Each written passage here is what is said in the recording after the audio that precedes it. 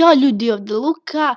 Danas ću vam pokazati kako napraviti farmu jaja u Minecraftu. Krećemo. Ajde da skačemo u bazen napolje. Kao prvo, stavite jedan chest, nazad na chest stavite levak, držite shift i samo stavite na levak na chest da budu povezani. Sada, ovako stavite stakla da bude u 9, po 9, ovako. Uništite blok u sredini, stavite vodu,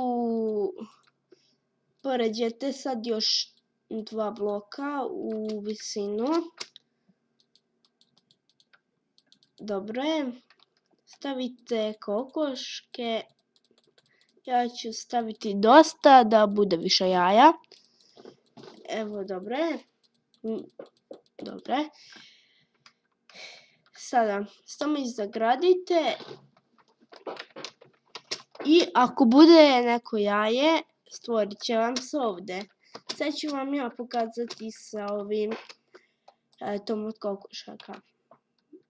Mislim ovo s čim se spavne kokoška. Evo ga, učestvuje. Ljudi, to je bilo to što se tiče ovog videa. Vidimo se uskoro. Stavite mi like, share i subscribe. Ćao!